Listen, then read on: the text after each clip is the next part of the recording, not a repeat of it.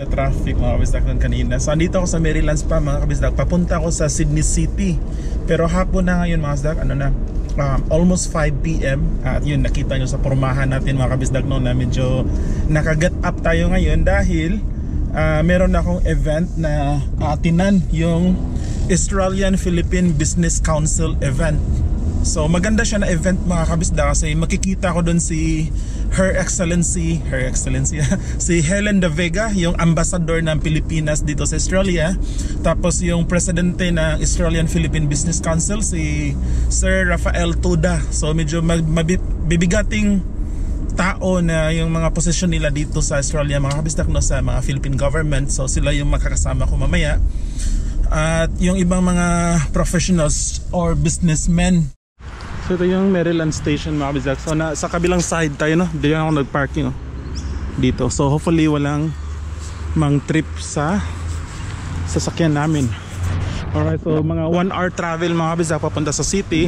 Enjoy ko lang magkinig ng music dahil pagod ako sa trabaho kanina, sobrang stress din. Stress konti, hindi sobra. And then yun, enjoy natin yung event mamaya no. Pakita, try ko mag-video konti kahit small clips lang. Doors closing. Please stand. Next stop, Town Hall. Change at Town Hall for T4 Eastern Suburbs. Alright, so labas na tayo ng Town Hall mga kabisdak and lalakad tayo papunta sa hotel kung saan yung event, sa Ridges Hotel sa may Pitt Street. So uli mga kabisdak, again nakakamiss dito. Imagine for how many years lagi ako dito no, before freezer. So for how many years always nandito ako sa Town Hall. Ito yung teritoryo ko dati. Then yun nga, nung lumipat ako ng kumpanya, mostly work from home na ako. Ito skulahan to siya mga kabisdak, St. Andrew's Place. Ay actually hindi ako sure. Cathedral School, yun nga, Catholic School.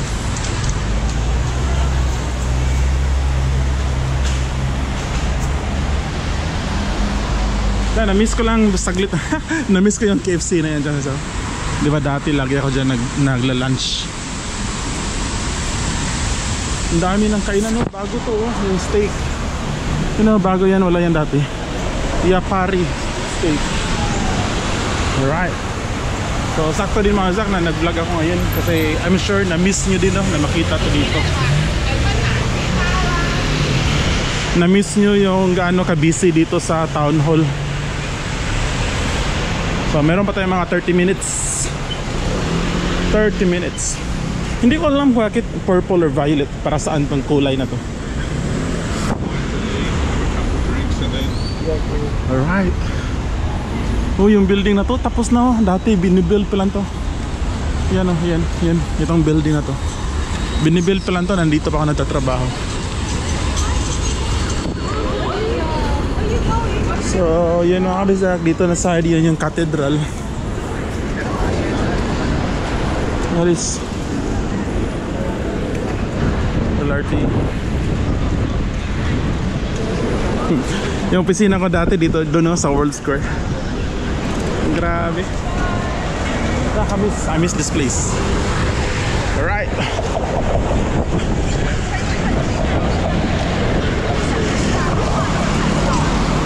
Then, di ba dati mga kabisda, kung naalala nyo, mahilig akong bumili ng kape. Kape dito sa... Actually, doon saan ako pupunta para makita natin yung 7-Eleven. Pero dahil na-miss ko dito na lang tayo. Na-miss ko dito maglakad-lakad mga kabisda eh. Dito, yung George Street. Kaya, sakto din para maipakita ko sa inyo dito. Ano yung mga update dito. Kasi pareho tayong hindi na nakabalik dito for how many months. Right.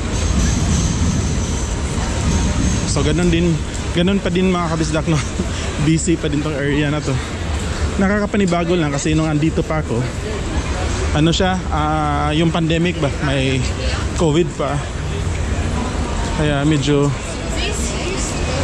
hindi siya ganito ka-busy. Pero ngayong bumalik na sa normal lahat, bumalik na din uli yung mga tao dito at kung gaano siya ka-busy no. Sinihan to siya, event cinema. Alright. Grabe. Ibang-iba yung environment pag pag sa work from home ka.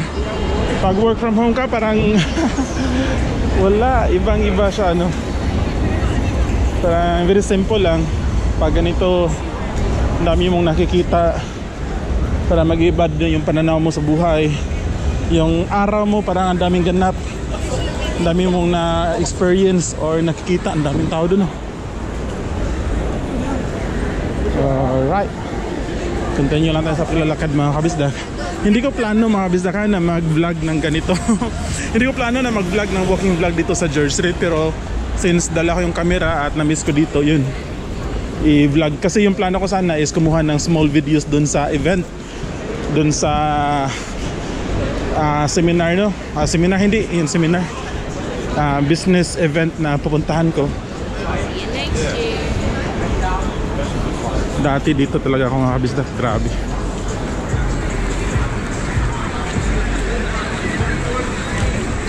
Diyan yung banda yung dito ako laki dati mga kabisdak World Square Tapos papasok ako doon kasi andun yung opisina ko. Nakakamiss. So yun sa matagal na sumabaybay sa akin yun dito ko lagi akong nag-vlog dito, nagla-live sa Facebook dito dyan, tumatambay ako dyan. Then meron masarap na manukan dito mga kabisdak. Sa malapit lang dito nagtatrabaho at lagi dito sa My World Square. Try nyo bumili ng manok dito. Ito yung Winsome World Barbecue. Ay, wala na. So iba na yung tindahan doon mga kabisdak kasi dati manukan yan, lagi ako doon bumibili. So ngayon nagbago. Alright, so anyway mga kabisdak, papasok na ako sa event kasi dito siya gaganap sa Regis Hotel pero doon sa kabilang side. Yan, yung hotel na yan.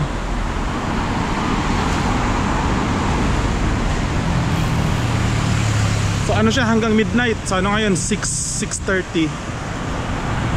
Hopefully maraming pagkain kasi gutom ako. So alright, so continue natin yung vlogging mamaya mga kabisdak. Tesla. So anyway, dito yung event natin sa Regis Hotel. So ano pa kasi medyo maaga tayo 30 minutes pa before mag-start yung event. Kaya tambay muna tayo dito sa labas. And then kasi kumukuha ako ng video. And then na-realize ko mga kabisdak na ito talaga yung kaibahan. Ito yung reason bakit hindi ako masyado nakapag-vlog na dahil nasa bahay lang working from home. Sobrang hirap gumawa ng content. Ibang-iba pag yun, pumupunta ka dito sa city kasi naglalakad ka lang. Kunin ko lang tong GoPro ko, meron akong content, meron akong may pakita sa inyo na video, na vlog, na view. While ngayon, sa bagong trabaho ko, since lumipat ako ng kumpanya, yun nga, hindi na ako nakapag-vlog kasi hindi na ako pumupunta masyado dito sa city. So wala nang view na ipapakita ko aside dun sa bahay lang. So maganda din mga. Pero overall, I'm very happy, komportable ako sa trabaho ko mga kabisdak. Actually, itong event na sasalihan ko ngayon dahil to sa trabaho ko, You know, I was at Australia-Philippine Business Council. Sobrang swerte ko mga kabisdak at ang laki na pasalamat ko kay Lord na binigyan niya ako ng magandang opportunity na magkaroon ng magandang trabaho dito sa Australia. Kasi di ba dati mga kabisdak, kung nakikita niyo sa mga vlogs ko, kinikwento ko yung story ko kung paano ako nagsimula bilang cleaner.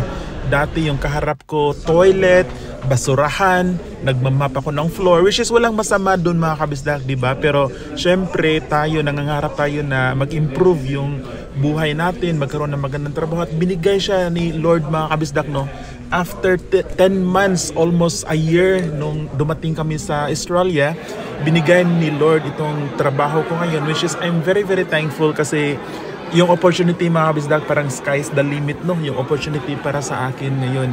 At itong event mga kabisdak, to be honest, medyo nasanay na din ako na mag-attend sa mga ganitong event mga kabisdak, Kaya at this moment, itong gabi na to mga kabisdak, mas more na hindi ako na pressure na makipag-usap sa ibang tao, although marami akong nakausap, pero at the back of my mind mas in-enjoy ko yung moment nag-observe ako sa ibang tao na nakakatuwang tingnan. Ang daming mga kababayan natin no, na nag-excel dito sa Australia na we all know na very competitive din dito yung professional industry.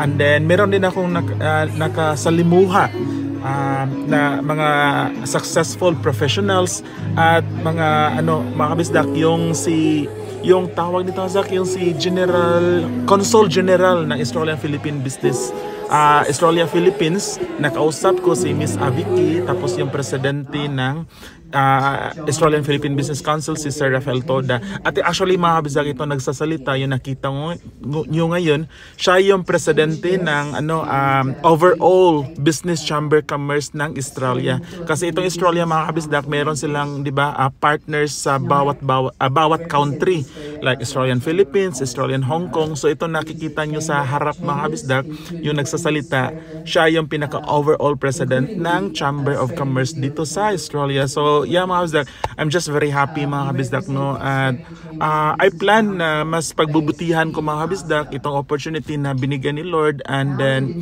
hindi ko na to pakakawalan mga kabisdak. I'll try to improve myself, no? Kasi just imagine as in grabe, dati nagda-drive ako more than 100 kilometers a day dito sa Sydney, paikot-ikot dahil part siya ng trabaho ko. Ang dami kong buildings na pinupuntahan para maglinis sa mga gilid. Grabe yan mga kabisdak. Tapos nagla-lunch ako sa loob lang ng sasakyan. Tapos imagine ngayon, nagdi-dinner ako, yung nasa harap ko mga professionals, successful na mga tao sa bawat profession nila, no? Tapos may mga may-ari ng company, mga lawyers. So just incredible lang mga kabisdak noon kung i-assess, hindi ko assess, kung i-look back ko kung paano ko nagsimula. Yun mga kabisdak, sobrang nag-enjoy ako sa gabi na to. Alright, so grabe si Lord mga kabisdak. God works in mysterious ways. Use English yun mga kabisdak. Dahil mga kabisdak, yung event kanina merong raffle draw. At iwan ko sa daming attendees mga kabisdak, 150 yung nag-attend, no? Bakit ako yung nanalo? Andito, pakita ko sa inyo yung letter mamaya. So nanalo ako ng plane ticket from Philippine Airlines, no? Round trip. So round trip siya mga kabisdak, any date. Whew. So grabe, hindi ko makapala. It's a good chance. Round trip ticket mga kabisdak, Philippine Airlines. At hindi lang yun, meron pang 3 night stay sa Soler Hotel. Hindi ako familiar sa yung Soler Hotel mga kabisdak, pero alam ko maganda kasi pinakita sa video kanina na napakaganda. Soler Hotel. Yun 3 night stay, libre na, Soler Hotel. Again, kami na yung bahala kung ano yung date. Grabe. Pero mas excited ako sa libreng ticket mga kabisdak, no? Kasi masasama ko this time pwede ko isama si Gian tsaka si Ami. At yun, sobrang tagal na din namin, no, na balak na umuwi sa Pinas, pero hindi siya ganun kadali, especially sa budget mga kabisdak. Hindi naman kami, maraming pera kasi ayan, dito kami sa Australia, may trabaho, pero at the same time, ako mismo nagsusuporta ako sa Pilipinas, may mga problema, may mga bayarin. Kaya hindi siya basta-basta ganun kadali din mga kabisdak na makabili ng plane ticket, especially ngayong season na Christmas season, New Year season, start ng year. Kaya very good timing na nanalo ako ng raffle. So ipakita ko sa inyo mamaya mga kabisdak. Grabe. Pero for now mga kabisdak, uwi na tayo, no? So doon tayo sasakay sa Central Station. Maglalakad tayo papuntang Central Station mga kabisdak. Saan ba?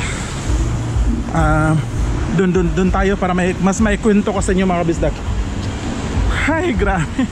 Sobrang ang daming tao doon kanina mga, grabe. 150 katao. Bakit? Dalawa kami nanalo, no? So dalawa kami nanalo.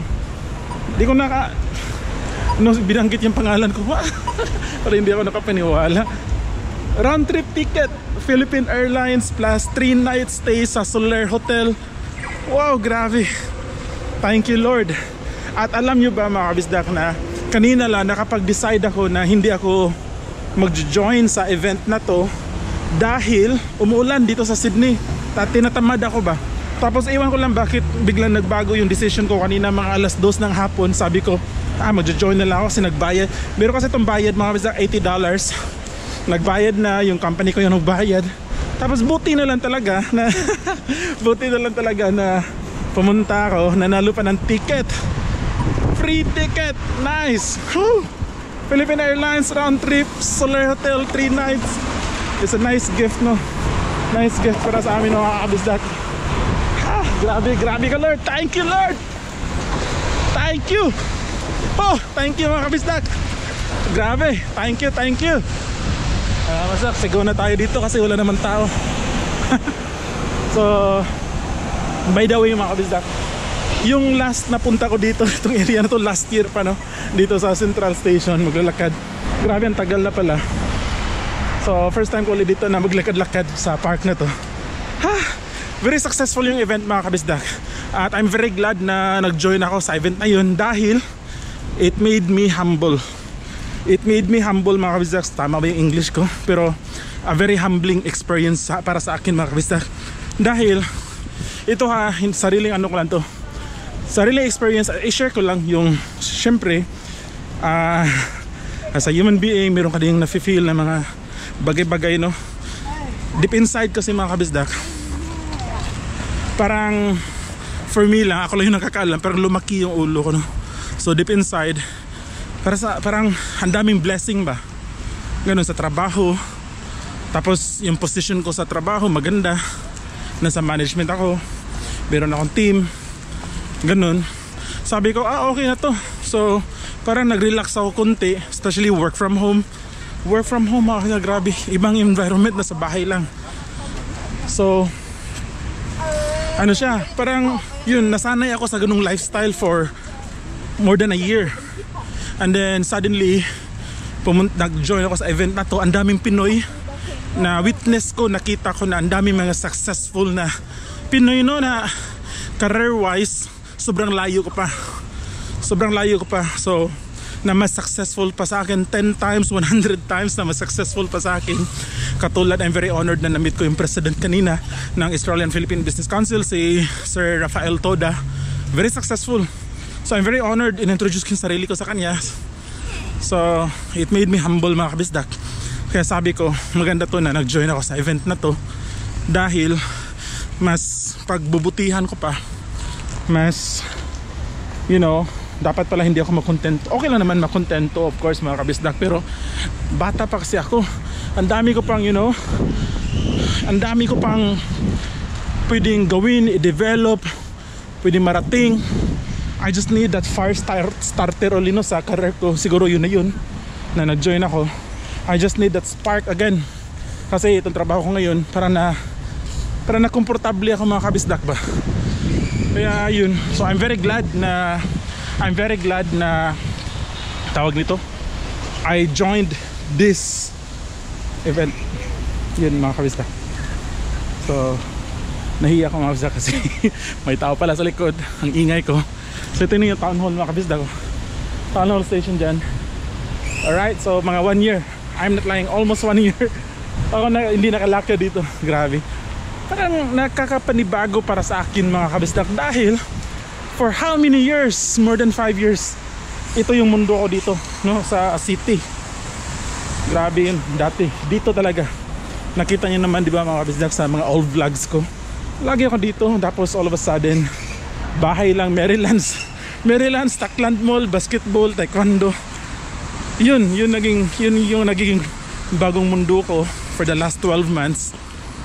And then it's good, no, to see this one here.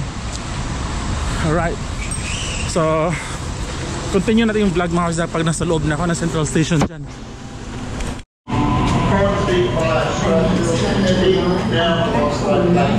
Goes to Homebush via Strathfield. First stop Redfern, then all stations to Burwood, then Strathfield and Homebush. Alright, so andito na ako sa Central Station mga kabisdak. Hintay ko na rin train papunta Maryland. So dito ko na lang tatapusin mga kabisdak yung vlog natin, vlog episode. At sobrang salamat sa pagsama sa akin. Hopefully nag-enjoy kayo, no? Hindi pa, nasa ano pa rin ako, medyo na-shock pa rin ako. Pero yun, hopefully nag-enjoy kayo. And see you sa next vlog mga kabisdak. Tandaan nyo lagi, mata sa langit, pa sa lupa. See you sa next vlog. Bye.